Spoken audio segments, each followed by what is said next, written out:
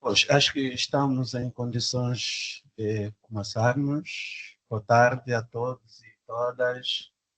Sejam mais uma vez bem-vindos a mais uma edição do Espaço de Debate aqui na DW.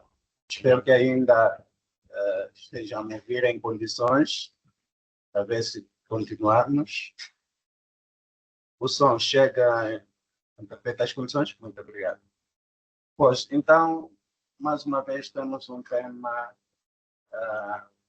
que é ocupação de cargas, construindo direitos, mulheres na habitação informal em Lisboa. É um tema que vamos refletir aqui, mais ou menos em 1h30, e que será facilitada pela senhora Sal Maria Paris, que espero que tenha pronunciado bem o último nome. Então, a senhora Sal é antropóloga, é doutorada em Estudo de Desenvolvimento Global, é investigadora, é nossa colaboradora cá na Development Workshop. Será a base da sua explanação o seu mais recente livro, publicado em Lisboa, Portugal, uma obra Primeiro científica. e mais recente. Primeiro e mais recente, muito bem. E que é intitulado sobre formas transgressoras da produção da cidade e governança. Disputas pela habitação, ocupação e despejos na área metropolitana de Lisboa. Irá também fazer irá destacar também o papel determinante das mulheres nas lutas urbanas e estabelecer pontes com desafios vividos em Luanda. Sabemos essa questão de despejos também a nível da nossa capital, Luanda, Angola. Vivemos bastante, se a memória não me atrasou, desde 2008 até antes mesmo do Covid. Então, sem mais delongas, antes de passar a palavra à doutora Sal, permitem-vos lembrar, para aqueles que nos acompanham pela nossa página do Facebook, poderá interagir conosco deixando um comentário e nós teremos gosto de ler para uma questão ou para reforçar aquilo que aqui vamos ouvir. E aqueles que nos acompanham nesta nossa reunião na ferramenta Teams, poderão manter os vossos microfones desligados e poder ligar quando tivermos que autorizar, se houver necessidade da vossa parte. Então, doutora Sailo, tem mais ou menos 30 minutos a 35 para expor aquilo que trouxe para nós. E o tempo que irá nos restar, poderemos interagir com perguntas e respostas e possíveis contribuições, tanto aqui na sala presencial, como também na sala virtual, que é no Teams, e também aqueles que nos acompanham pela nossa página do Facebook. Então, tenha bondade, seja bem-vinda mais uma vez. Estamos gratos por aceitar esse desafio de partilhar esta obra, a primeiríssima e a recente. Muito obrigado. Muito obrigada, colega capitão. Boa tarde a todas, todos. Primeiramente, agradecer à DW pela oportunidade de apresentar aqui o meu trabalho. É um prazer muito grande, uma honra estar aqui a partilhar esse trabalho convosco. Então, hoje vamos falar sobre como mulheres em Lisboa enfrentam desafios em aceder à habitação em Lisboa e como isso se conecta com a luta pelos direitos, pelo direito à habitação, pelo direito à cidade, e como isso se conecta também com a justiça urbana. E vamos tentar também traçar alguns paralelos com a realidade angolana. E Hoje isto é uma espécie de lançamento, sessão de lançamento do meu livro, recém-publicado, que eu trouxe aqui também. E o título em português seria algo como Formas transgressoras de produção de cidade e de governança, e disputas por habitação, ocupações e despejos na área metropolitana de Lisboa. E é o resultado de um trabalho de 15 meses de investigação etnográfica, que foi conduzida de 2017 a 2019, e sobre ocupações não autorizadas na habitação municipal, sobre despejos e sobre a gestão de habitação social em Lisboa e em Loures. E hoje eu gostaria de fazer uma leitura que foca em dois temas principais, que seria a informalidade habitacional e o papel das mulheres na luta pelo direito à habitação. Então, por que é que este tema importa em 2025? Vivemos um período que está marcado por uma crise habitacional bastante profunda, não só em Portugal e em Angola, mas mesmo no nível global. Por exemplo, na União Europeia, em média, os preços de 2015 a 2024, os preços de habitação subiram em média 53%, ou seja, uma casa que em 2015 custava 100 mil euros, em 2024 já custava 153 mil euros. E em Portugal, como se calhar pode ver ali no canto esquerdo, o aumento foi ainda muito mais drástico. Lá os preços subiram a 124%. Então, uma casa que custava 100 mil, em 2024 já passou a ser 224 mil. Um aumento enorme. E Portugal, no nível da União Europeia, é de facto dos países mais afetados. É o país onde, neste momento, a habitação está menos acessível. Ou seja, comparando os rendimentos das pessoas com os preços de habitação, em Portugal, onde as pessoas mais dificuldades têm não passei isso, onde mais dificuldades têm em aceder à habitação.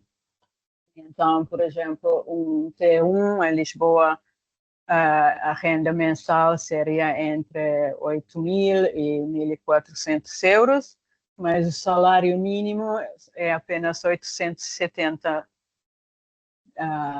euros. Então, desde logo, fica impossível arrendar uma casa no mercado privado com o salário mínimo em Lisboa.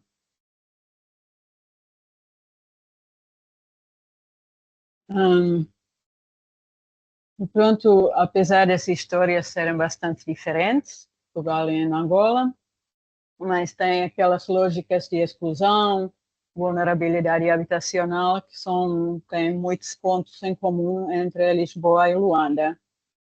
Então, assistimos em Lisboa também ao aumento das situações de sem-abrigo, aumento de despejos, uma tendência transversal de financiarização da habitação.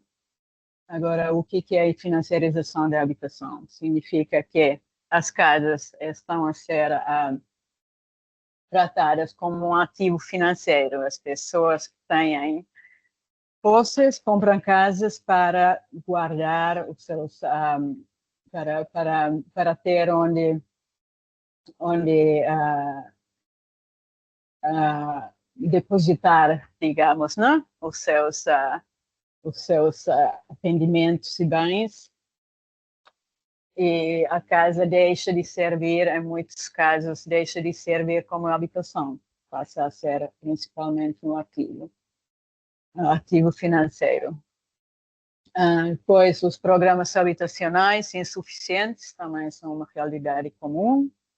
E deslocamentos, despejos, demolições também são transversais. E então, neste cenário, o Estado tem vindo a afastar-se, muitas vezes, da produção direta da habitação e delega a responsabilidade para o mercado, mas isso muitas vezes tem tido consequências bastante dramáticas para os grupos mais vulneráveis. E é neste contexto que surgem as ocupações não autorizadas. É neste contexto que as pessoas depois têm que começar a criar soluções de habitação próprias, quando o Estado e o mercado não respondem e não dão soluções. E, pronto, em Lisboa, tal como em Luanda, uma grande parte da expansão urbana deu-se inicialmente através da autoconstrução, ocupações de terrenos, bairros periurbanos, e só depois que o Estado interveio na legislação, com regulamentação. E, neste momento, em Lisboa, estamos outra vez a assistir um aumento da informalidade em termos de habitação. E, então, a habitação informal em Lisboa tem esses três principais vertentes: a autoconstrução em terrenos ocupados, há ocupações nas casas municipais, que foi o tema que eu estudei, e depois também a habitação sobrelotada, arrendamento de camas. As pessoas, em vez de alugarem um quarto, alugam uma cama, o direito de usar aquela cama 8 horas por dia, e depois aí tem um cacife, e vão assim gerindo a sua vida. Então, aqui trouxe alguns excertos em jornais.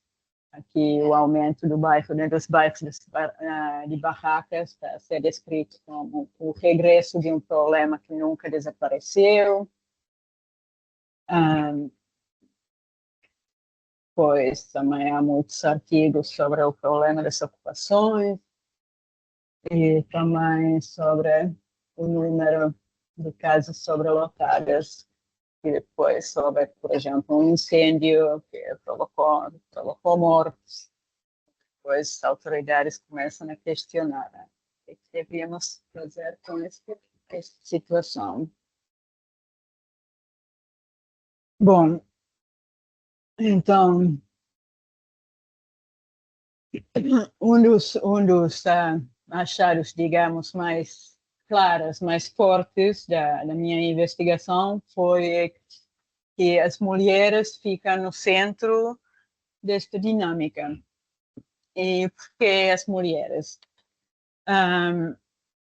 São mulheres com baixos rendimentos, muitas vezes mães solo, muitas vezes racializadas, que é um grupo muito vulnerável em termos de acesso à habitação, e sentem mais a crise, porque ainda hoje em dia são, geralmente, de forma geral, são elas que gerem mais o cotidiano doméstico, que ficam em cargo dos filhos, e, portanto, enfrentam de forma mais direta a falta de habitação. E quando as políticas falham, são elas que têm que encontrar soluções imediatas para garantir segurança e estabilidade nas famílias. Mas, ao mesmo tempo, muitas vezes acabam por enfrentar um ciclo duríssimo de deslocamentos, de pobreza, neste contexto de ausência de respostas adequadas, não? Das políticas públicas. E estas mulheres vivem sob uma carga tripla, que tem o seu trabalho remunerado, que é muitas vezes precário, muitas vezes mal pago, Depois, a seguir, tem o trabalho não remunerado, que é, sobretudo, cuidar dos filhos, tarefas domésticas. E depois tem a responsabilização moral, com políticas que apresentam a precariedade habitacional como uma falha individual. Ou seja, em vez de ser encarado como um problema estrutural, é apresentado como algo que as mulheres, pronto, foi por causa das decisões que elas tomaram, que agora não têm acesso à habitação. Que é numa situação de sem-abrigo e tentando criar soluções habitacionais para a família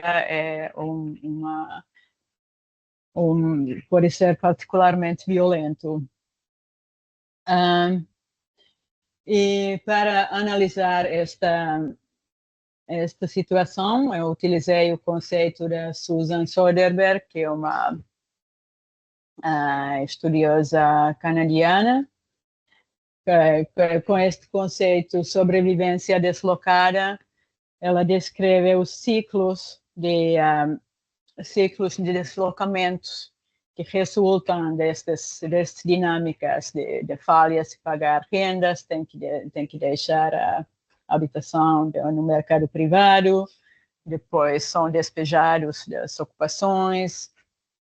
Bom, este ciclo constantâneo de tentar acender a habitação de alguma forma, mas constantemente ter que sair de novo. E eu noto também que muitas vezes, muitas dessas mulheres são o que são chamados de trabalhadores indispensáveis, mas descartáveis, ou seja, fazem trabalhos essenciais, como cuidar dos idosos, das crianças, nos hospitais, lares, centros, mas que não são recompensadas adequadamente, ou seja, os salários que elas recebem não dão para pagar para custear a vida, e especialmente não dá para pagar a habitação extremamente cara.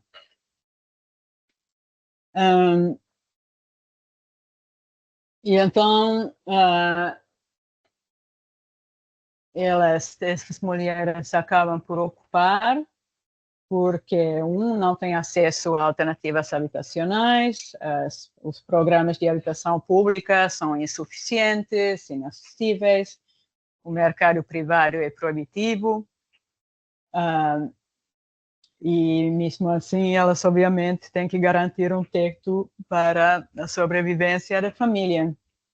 E então, escrevo que a ocupação surge como um ato de sobrevivência, um gesto simultaneamente íntimo e político.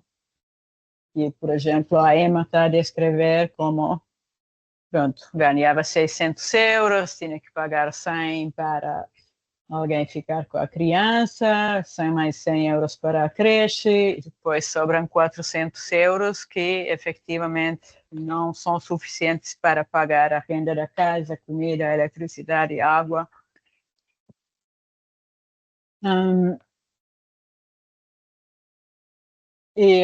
Bom, um caso particular de exclusão habitacional é constituído pela violência doméstica, que é uma das principais causas da exclusão habitacional das mulheres. É um caso particular porque transforma a própria casa num espaço perigoso.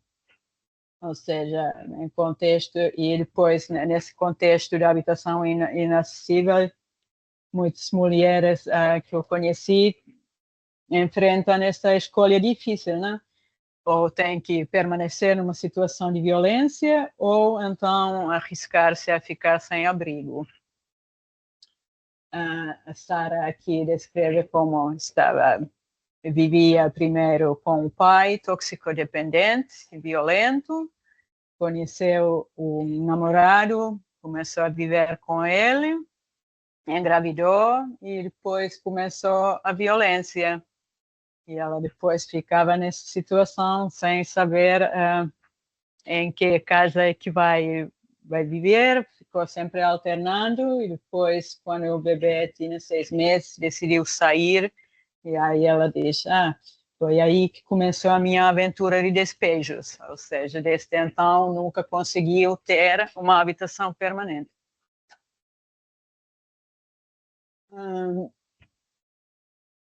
Então, pronto, digo que ao ocuparem, estas mulheres tornam-se agentes ativas de transformação urbana e essas suas práticas cotidianas produzem novas formas de cidadania, podemos dizer isso, e são processos de politização gradual, onde este acto de sobreviver se transforma em acto de reivindicação.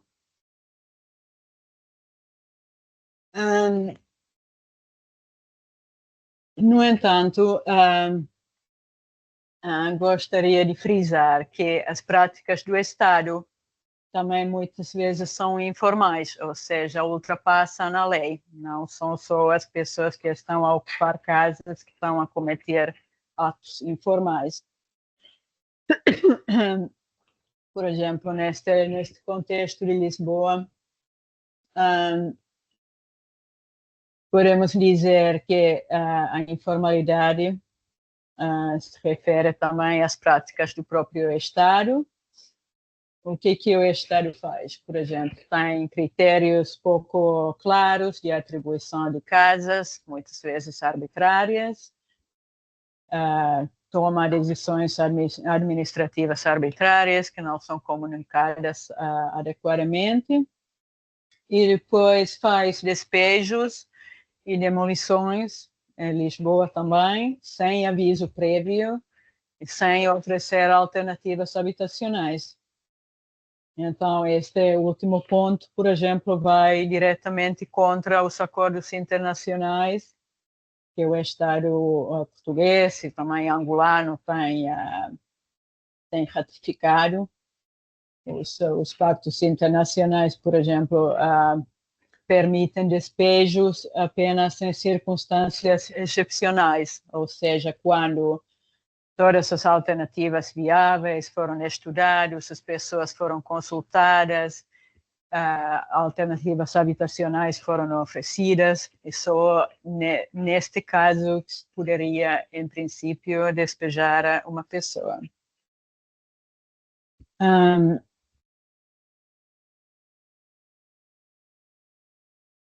E a minha pesquisa revela como os técnicos municipais muitas vezes tratam as pessoas em situação de sem-abrigo, ou uma forma de gerir a situação é fazê-las esperar. Dizer, tem que esperar por uma carta, por um telefonema, e um dia vai ter uma solução habitacional. E as mulheres respondiam muitas vezes que esses tempos, o tempo que o Estado leva para alocar a habitação, não é nada compatível com o tempo que os meus filhos levam a crescer. Não dá para ficar à espera de uma casa durante 15 anos ou 20 anos. Isso. Depois, outra forma que os técnicos utilizavam, né, para gerir essas situações foi culpabilizar as famílias, as mulheres, pela sua situação, se tivessem trabalhado mais, se tivessem que efetivamente se contentassem com soluções piores, habitacionais, se calhar teriam teto. Também são excluídas na gestão de processos, recebem pouca informação. E o último ponto é que a ocupação em Portugal é criminalizada, pode resultar mesmo numa pena efetiva. E essa criminalização, ao meu ver, em vez de fazer cumprir a lei, resulta mais bem no aumento de despejos, no aumento de situações de sem-abrigo. Ou seja, não serve para solucionar o problema habitacional. Não é possível solucionar o problema habitacional por decreto, dizer que é ilegal estar sem habitação. E então, as mulheres que ocupam encontram-se, assim, nesta permanente tensão com o sistema que devia proteger os seus direitos.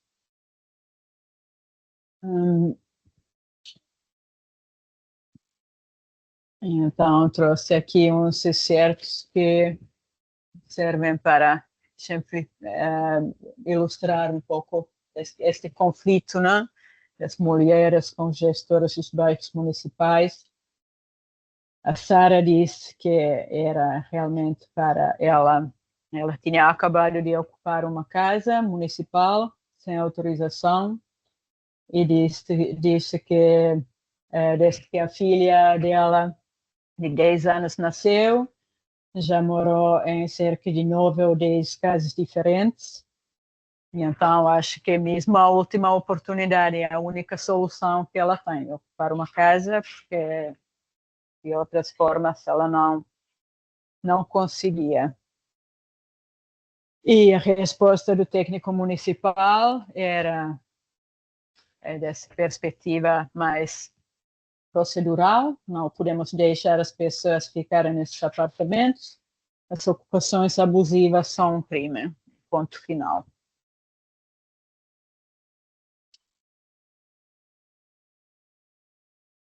Bom, sendo que estamos aqui também na casa de uma associação, organização não governamental, gostava também de falar um pouco ainda sobre o papel muito importante que os movimentos sociais, as associações coletivas podem ter nesses processos. Eu apresento aqui o caso da Associação Habita, da qual fui membro quando vivia em Lisboa. A Habita desempenhava várias funções para apoiar as pessoas que estavam em situação de sem-abrigo ou em risco de ficar sem habitação. E então, por exemplo, organizavam assembleias de família, dias livres, quando as pessoas podiam vir apresentar o seu caso e depois, coletivamente, um por um, discutia-se possíveis soluções, ações que poderiam ser tomadas. Algo que faziam bastante frequentemente era ir às câmaras, a Câmara Municipal de Lisboa e a Câmara Municipal de Loures também tinham umas reuniões públicas onde as pessoas podiam se inscrever para ir apresentar o seu caso individual. E então a Habita e depois tinham alguma resposta da Câmara Municipal, não, muitas vezes não no sentido de resposta concreta, mas pelo menos diziam alguma coisa, comentava no seu caso. E a Habita, então, apoiava as pessoas para fazer as inscrições, preparava-as para ir lá, né, fazer o seu discurso, e também apoiava nas negociações com os técnicos das câmaras. Depois também organizava-se manifestações, protestos, assembleias, havia assim, várias formas de atuar. E no livro analiso um pouco essas estratégias em termos de estratégias ditas convidadas, que são as estratégias mais convencionais, que seriam, por exemplo, negociações institucionais ou apresentar propostas para políticas públicas. E essas estratégias convidadas a Habita articulava com estratégias inventadas, que são formas de resistência mais transgressoras, por exemplo, fazer campanhas ou protestas manifestações ou até, às vezes, ocupações temporárias de instituições públicas, por exemplo.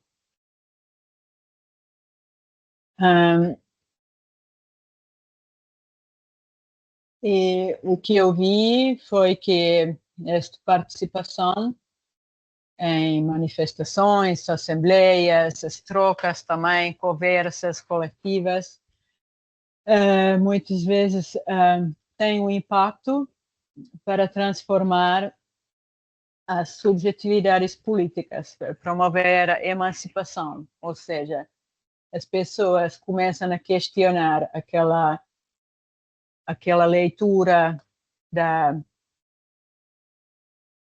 culpa, né? da culpa da situação de sem-abrigo ser delas, né? E começam a reinterpretar as suas experiências, começam a ter a consciência de que a falta de habitação é realmente um problema estrutural. E assim, este processo todo permite que estas mulheres passam a ser encaradas, em vez de serem casos sociais, passam a ser, de certa forma, agentes políticas, ou seja, tornam-se protagonistas de lutas urbanas. Bom, então, em jeito de conclusão, eu gostaria de frisar que, ao meu ver, a informalidade não é algo linear que podemos simplesmente nos pronunciar e dizer isto é ilegal, informal, deve ser proibido. Mas bem, a informalidade é um campo de disputa política, ou seja, é sempre tem manifestações diferentes, dependendo da perspectiva. Vários discursos podem ser justificados. Pois vi também que as mulheres realmente eram centrais em Lisboa na produção de alternativas habitacionais e que as ocupações mostravam que é possível desafiar essa exclusão estrutural de habitação, mas que também este caso mostra como o Estado muitas vezes pode reforçar as desigualdades através de práticas informais e repressivas. Ou seja, um argumento que eu tento trazer neste livro é que as ocupações não são autorizadas, são ilegais, sim, mas em vez de o Estado dizer, ok, então temos que proceder imediatamente com o despejo e assim causar ainda mais sofrimento na família, para aquela família em particular, que são muitas famílias. O Estado também poderia interpretar esses casos como algo que aponta para as falhas no sistema, né? Consegue nos mostrar onde que as políticas habitacionais falham, quais são os grupos sociais que ficam excluídos, e podia-se, então, com essa base, fazer uma reflexão sobre o que é preciso mudar e trabalhar juntamente com as famílias excluídas em vez de criminalizá-las. Então, o livro revela não apenas as falhas do sistema, mas também a força criativa das famílias, das mulheres que lutam para garantir o direito à habitação.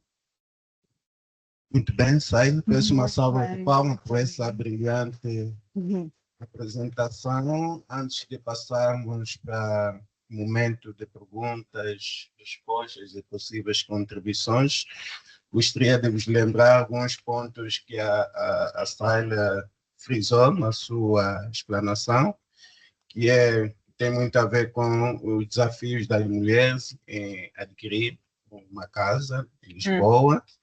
Também falou falou também do contexto da ocupação não autorizada em Lisboa e falou também a questão da vulnerabilidade da mulher e seus desafios em obter uma casa e salientou um pouco também a questão das formas da informalidade em Lisboa e tocou também o papel das organizações da sociedade civil local, né, de Portugal, neste processo sobre a ocupação ilegal das mulheres, das casas e tanto mais. Assim sendo, passo já a palavra aqui à sala presencial e também à sala virtual, caso haja alguma questão, poderá nos indicar, levantando aí a mão para cedermos a palavra. E na sala, a senhora já levantou, vou ouvir mais. Como sempre. Ok, tá, muito bem. Tem aqui o microfone, por favor. A Sara Maria, parabéns sobre o livro, foi bastante interessante. Eu tenho uma questão, um pouquinho relacionada com a Sara, falou no slide, sobre a ocupação criminalizada. Eu sei que cá em Angola isto é sempre um pouquinho este sentido que a informalidade e a pobreza está criminalizado. Eu não sei, mas isto é muito ligado com a definição das palavras que utilizamos. Porque temos situações de informalidade, parece que ocupação não autorizada e ocupação criminalizada. Parece que em Angola muitas vezes olhamos para estas coisas no mesmo sentido, mas eu sei que Angola e Portugal têm a mesma base jurídica do Código Civil. Que o problema com o Código Civil é que se não está colocado na lei, está automaticamente não legal ou não. E nos vários países onde tem outras tradições, como cá em Angola, tradicionalmente, a lei costumária, ou em países que têm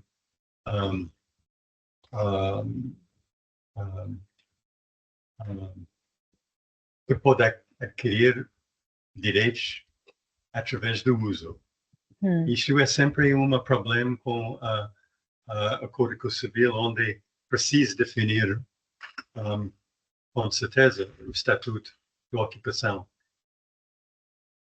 Quando a Sara está a falar em termos de criminalização, qual é o sentido de criminalização? É de facto que as polícias vão aparecer, remover as pessoas da ocupação?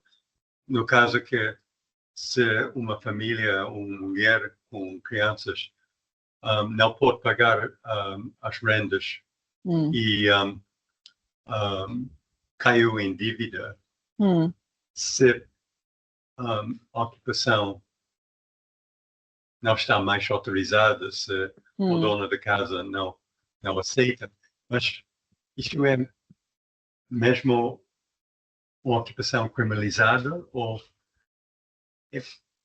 eu estou um pouco preocupado com este sentido de criminalização. Ou nestes casos, quando uma família ou uma mulher com crianças não é capaz de pagar as rendas, o Estado vai ajudar o dono de despejar, ou há É um pouquinho a minha questão é relacionada com a escolha das palavras e a definição do nível de informalidade. Se informalidade é de facto criminalizado. Cá em Angola, muitas vezes temos o sentido que a informalidade é ilegal e criminalizado. Mas tem o mesmo sentido em Portugal? Obrigado, senhora, pela sua participação. Vamos passar a palavra a Sai para responder, depois poderemos escolher outras questões e outras contribuições. Muito obrigada, senhora Alan, pela pergunta. Acho que realmente é um assunto um tema muito interessante, né? Pensar no fundo, né? O que significa ilegal ou informal, o que é ser criminal.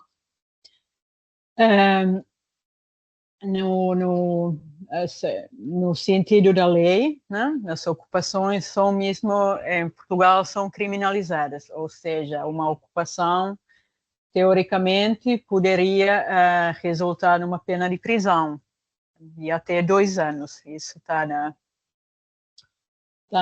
legislação. Mas isso nunca ouvi falar de alguém ficar mesmo preso por causa de ter ocupado uma casa. Agora, o que acontece frequentemente é que, e se calhar podia ter abordado isso um pouco mais na apresentação, porque realmente foi um dos temas centrais do livro, que são os despejos e as dinâmicas, como é que são conduzidos os despejos, quais são as medidas tomadas, e realmente é bastante arbitrário. Em Lisboa, há famílias que podem estar a ocupar uma casa de habitação social durante 5 anos, 7 anos, e nunca são despejadas, mas depois, um dia, vem a polícia e coloca as famílias na rua. Em princípio, devem sempre dar uma notificação prévia, mas isso muitas vezes não acontece. Por exemplo, havia vários casos de pessoas que tinham acabado de ocupar uma casa e as autoridades alegavam que tinham enviado uma notificação, mas a notificação não chegava. E então, acompanhei pessoalmente vários despejos que aconteceram sem aviso prévio. Pelo menos as pessoas alegavam que não tinham sido avisadas. E as câmaras municipais sempre alegam que dão alternativas, dão soluções alternativas. Só que essas soluções, depois, quando formos estudar e ver quais é que são na prática, muitas vezes consistem em, por exemplo, pagar uma pensão para a família durante o fim de semana e depois já acabou. Os bens da casa desocupada geralmente são levados para a armazém da Câmara Municipal e depois a família fica apenas com com esses carrinhos. E depois a família fica numa pensão. Há alguns centros também para as pessoas sem abrigo, mas para mulheres com crianças é geralmente um ambiente muito complicado, porque geralmente os utentes mais frequentes desses centros são homens solteiros toxicodependentes. Então, não é um ambiente para onde se consiga ficar com a família. Além da pensão, às vezes o que a Câmara Municipal fazia era pagar a caução do arrendamento e dar 1 mês de renda, mas depois, então, o que resultava justamente nesse ciclo de deslocamento. A família, se calhar, até conseguiu entrar numa casa, ficar lá 2 meses, mas depois, como efetivamente não conseguem pagar uma renda de 500 euros, 600 euros, 700 euros, têm que voltar a sair outra vez. Então, e nas câmaras municipais, obviamente, em muitos casos gostariam de poder fazer mais. O problema também é a falta do financiamento, é um financiamento que é alocado para o setor da habitação. Mas como tem a habitação social é muito escassa em Portugal, não há casas disponíveis. Desde 2000 que praticamente não se financiava no setor da habitação. Agora, nos últimos anos, outra vez um pouco sim. Mas, então, essa falta estrutural, as soluções que as câmaras, por lei, deviam dar, mas que na prática não têm, que resulta depois esta dinâmica. Bom, então vamos seguir com outras questões. Se aqui na sala presencial temos mais alguém e na sala virtual, senhor Adriano.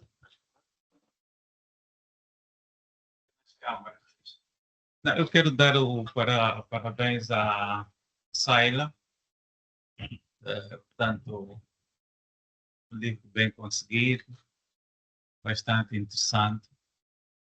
Os estudos recentes têm estado a indicar 3 causas para essa questão da dificuldade de acesso à educação. Indica a questão da desigualdade econômica, a forma de dizer pobreza, essas coisas. Indica a questão de políticas públicas eficazes e indica também a questão do crescimento populacional acelerado. Em relação aos primeiros 2 pontos, eu verifiquei que esse seu livro desenvolveu muito bem. Gostei, está muito interessante. Mas por estar a falar de Portugal, um país com um elevado número de habitantes da terceira idade, essa questão tem a ver com o crescimento da população acelerado.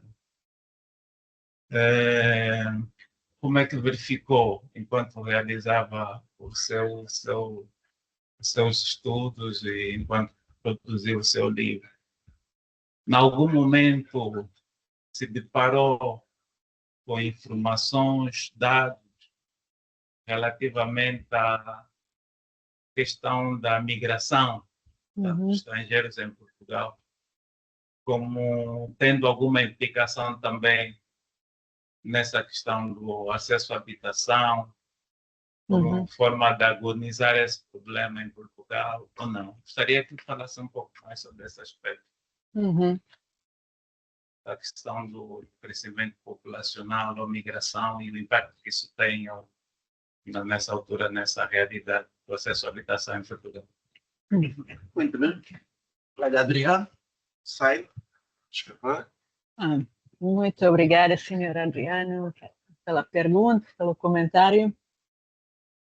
Em Portugal, diria que a questão não é tanto o crescimento populacional em si, ou seja, é um país tradicionalmente mais bem da imigração e hoje em dia também de imigração, mas continua também a sair muita gente de Portugal. Chega muitas pessoas, mas também imigram muitas pessoas. E o problema não está tanto em falta de casas em si, porque o Portugal até tem o rácio de casas por pessoas é muito alto, ou seja, o país tem mais casas do que famílias, tem muitas casas vagas, pelo país, dispersas pelo país. Só que a oferta das casas não encontra a população que precisa das casas, né? A falta de habitação lá tem muito a ver com a dinâmica de financiarização, ou seja, as casas passaram a ser destinadas para uma população que consegue pagar rendas altas, por exemplo, vêm muitos nômades digitais, pessoas. Portugal tem várias políticas que beneficiam estrangeiros ricos, estrangeiros com altos rendimentos, que podem ficar, por exemplo, 5 anos, 10 anos sem pagar impostos em Portugal. Tem também tido a política do chamado visto gold, que era quando se faz um investimento no país de mais de 500 mil euros, consegue-se a residência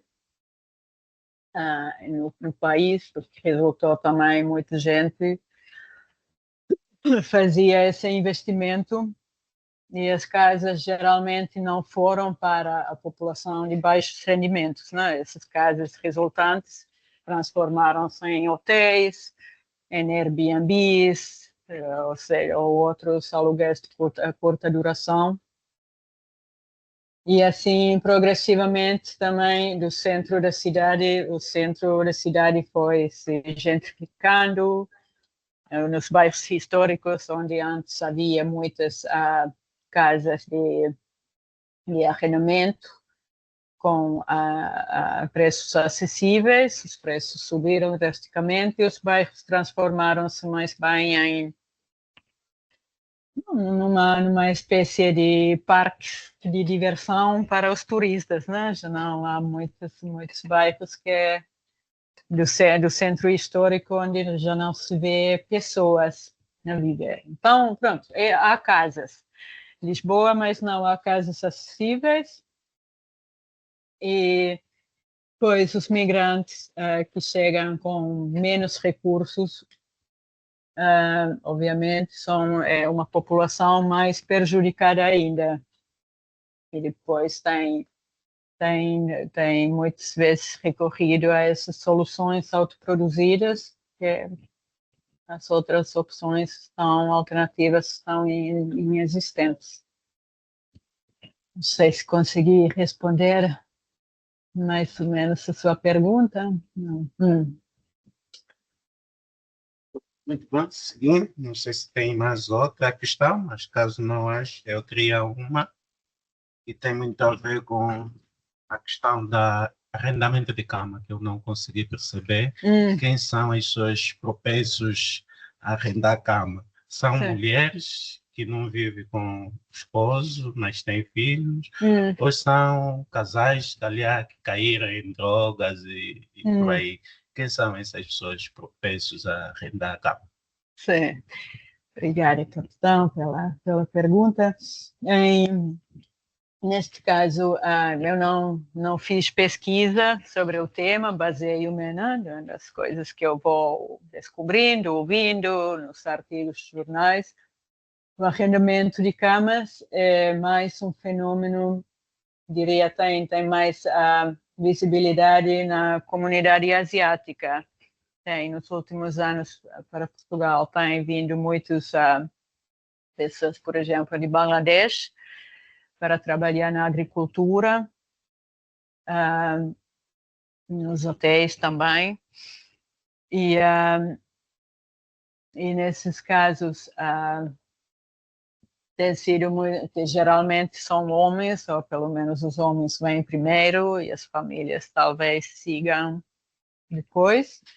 Mas muitas vezes, então, alugam casas que partilham com muitas pessoas, então, dependendo da renda que conseguem pagar, às vezes podem partilhar uma casa entre 4 pessoas, mas outras vezes, se calhar, tem que ser 20 pessoas para conseguir pagar a renda. Esse é um fenômeno que tem mais por acaso carece de estudos, pelo que eu sei, ninguém ainda estudou esse fenômeno em sua profundidade.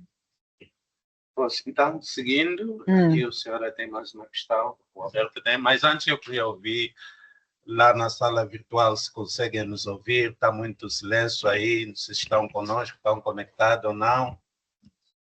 Vamos tirar a apresentação. Pois, e aqueles que nos acompanham pela nossa página do Facebook podem interagir conosco deixando algum comentário lá nos comentários, né? Permitam aqui a redundância. E vamos passar a palavra ao senhor depois ao colega Alberto.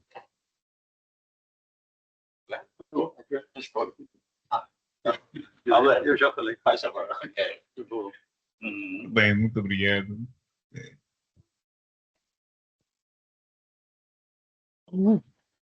Gosto de muitas formalidades. Saudações a todos e a todas. Bem, em primeiro lugar, é com muito regalo que eu parabenizo a Saira por esse excelentíssimo trabalho. Né? Bem, eu cheguei um bocadinho tarde e não consegui pegar todas as informações. Se calhar a Saira já mencionou. E eu gostaria de saber, em primeiro lugar,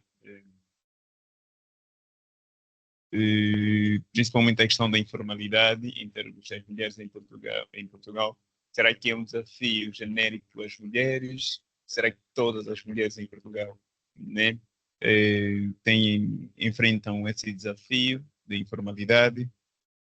E há uma outra questão, é que quando normalmente eu faço alguns estudos de países diferentes, ouço também, né, principalmente questões de políticas públicas, o meu subconsciente automaticamente ou naturalmente me leva a fazer uma análise comparativa daquilo que é as políticas públicas do nosso país. Eu queria saber, por parte da Saila, o estudo que fez, apresentou-nos aqui algumas ações que as organizações lá em Portugal têm feito, principalmente em questões de assembleias, manifestações. Queria saber como é que o Estado português, principalmente em termos de segurança pública lá, vê essas ações. Será que é o mesmo que acontece cá em Angola? Será que essas manifestações têm surtido alguma coisa? Têm, de fato, têm influenciado as políticas públicas? Queria saber um bocadinho sobre isso. Obrigado, tenho dito. Obrigado, companheiro Alberto. Seguimos. Está ligado. Tenha bondade, sai.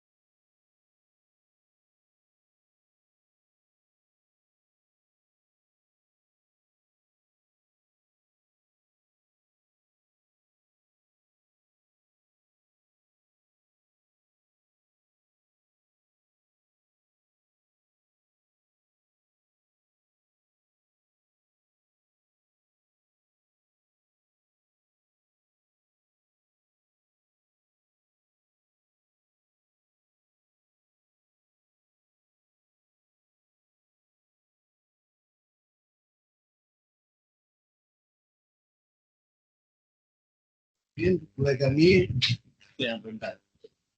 Sim, boa tarde. A minha pergunta já foi um pouco já foi respondida consoante a abordagem, a resposta das perguntas de alguns colegas, mas ainda assim, de acordo ao tema que é mulheres e a habitação informal em Portugal, que muitas das vezes tem sido causada por violência doméstica e abandonos. Eu gostaria de saber será que os centros de apoio que existem, onde as mulheres podem expor as suas situações, têm gerado resultados positivos? E se não, a senhora Saila, tendo conhecimento da matéria, quais são as medidas que podem ser aplicadas para que haja soluções melhores?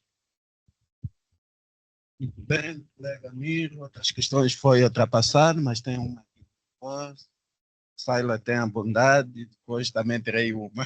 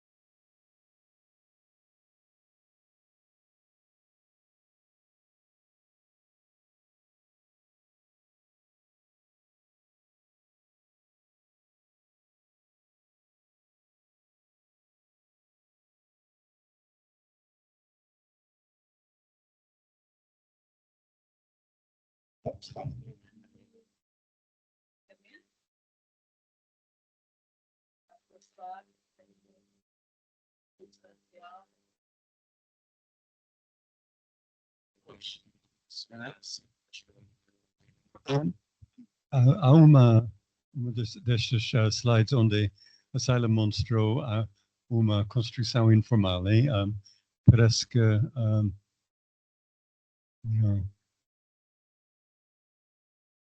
de qualquer maneira, yeah.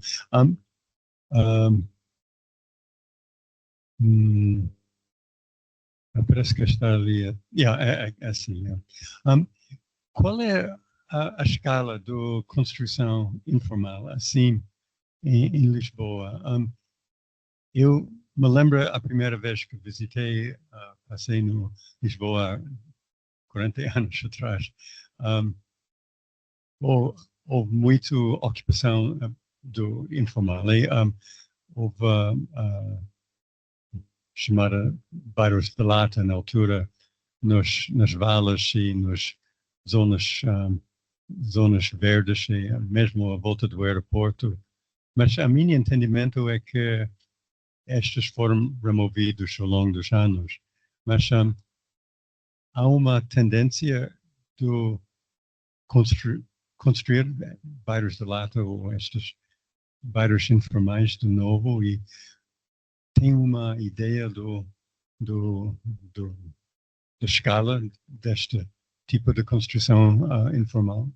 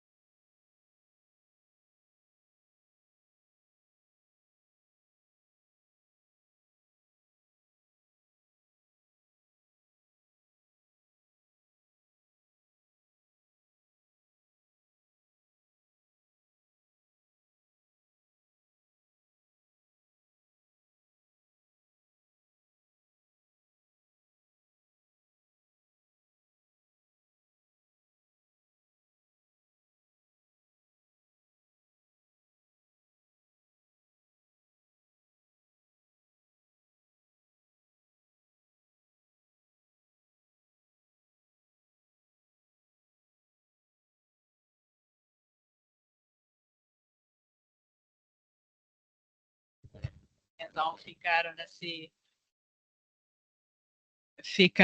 uns bolsos, uns bairros, e depois a partir de talvez 2020, por acaso estava aqui num desses, este artigo do jornal traz os anos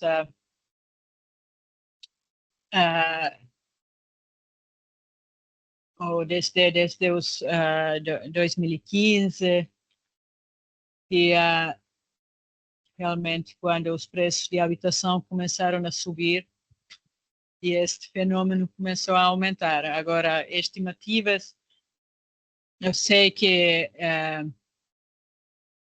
as famílias que ficaram por realojar estão em torno de no programa PER eram 1.000 a 2.000 famílias na área metropolitana, 2.000, 3.000. Mas depois, nos últimos 5 anos, o número tem vindo a aumentar e têm surgido outros novos bairros informais, além daqueles que não conseguiram realojar e demolir na altura, começaram a surgir outros. E, bom, num artigo, em 2022, estimaram que nos últimos anos tinham surgido mais 11.000 alojamentos informais, mas pronto, são todos estimativas. Sim. Em Lisboa, realmente, pois há alguns bairros que realmente poderiam ser alguns bairros que já estão muito estáveis, bem constituídos, com infraestrutura, e poderiam também, em princípio, teriam condições para serem legalizados, não? Era uma questão de fazer, pois, algumas obras básicas para ajustar um pouco as condições, mas tem sido muito difícil em Portugal promover essas soluções de legalização de bairros. Mas por acaso, no âmbito do projeto de investigação, temos lá em Portugal, começamos a fazer um estudo de viabilidade sobre o modelo Community Land Trust para legalizar um destes bairros, que já existe desde os anos 70, conta com 6.000 habitantes, e tem uma vida muito já estabelecida, né? Mas o Estado português até agora tem geralmente tido uma postura muito adversa a esse tipo de solução. Muito bem, vamos seguir para uma última questão. Desta vez gostava de ouvir aí a Regis, se temos alguém que queira participar. Caso não, eu posso colocar essa última questão e a sala responder essa questão, depois poderá fazer também as últimas considerações para fecharmos. Falou que, tendo em conta também o custo das casas em Portugal, Lisboa concretamente, há essa questão também da ocupação ilegal de terras, não é? Para habitação. Com isso, gostava de saber se na ocupação dessa mesma terra para habitar, os seus habitantes têm noção da questão da urbanização ou da forma como eles ocupam, é a mesma forma como constroem também as suas habitações. Isso também surge em função daquilo que eu estou a tentar estudar, a questão de hábitos e costumes no surgimento de museques desordenados. Essa questão de becos nesses terrenos ocupados a nível de Portugal existe ou tem noção da questão da urbanização do espaço? Obrigada, capitão. Eu acho que essas ocupações, muitas vezes, como surgem por necessidade, não? São feitas geralmente com recursos muito precários. Geralmente, a prioridade das famílias, nesses casos, é mais em tentar erguer a casa e dificilmente, se não são processos geridos, dirigidos por nenhuma entidade, é difícil que consigam ter um enquadramento em termos urbanísticos. Sim. Sim. Não, pronto, em Portugal também o que tem acontecido em vários bairros os moradores também depois muito ativamente tentarem formarem-se associações de moradores, que depois têm um papel ativo em, às vezes, a construção concreta de serviços. Por exemplo, este bairro onde fizemos o estudo, hoje em dia eles têm imensas iniciativas, conseguiram, por exemplo, trazer uma rede Wi-Fi para o bairro, para os moradores do bairro, que é apenas disponível para... Então, então tem traçado mesmo um percurso que era inicialmente acesso à água, melhoramento das ruas, acessos, e hoje também tem iniciativas no nível de conectividade à internet. Mas não sei, acho que não podemos dizer que de forma geral as pessoas em si teriam noção, né? São processos que depois têm que ser coletivos, né? Com a auto-organização ou a organização promovida pelas entidades do Estado, que pode depois vir a acontecer.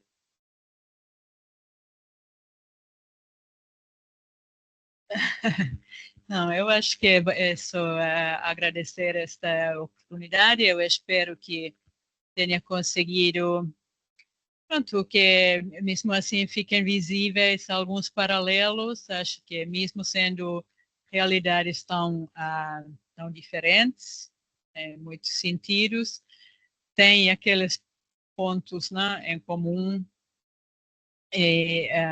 E um dos pontos em comum é justamente aquela forma do Estado criminalizar, considerar ilegal as formas informais do cidadão, de uma pessoa particular, das famílias agirem, mas isso, ao mesmo tempo ignorar por completo as práticas informais que são promovidas pelo próprio Estado. E há ali uma contradição bastante grande. Podia começar a tentar trabalhar mas sim, eu acho que não tenho aqui mais para acrescentar. Espero que tenham gostado, que tenha sido interessante e útil para as vossas reflexões também sobre a realidade angolana. Para todos nós. Nós é que agradecemos por essa sua disponibilidade em partilhar essas informações tão ricas conosco.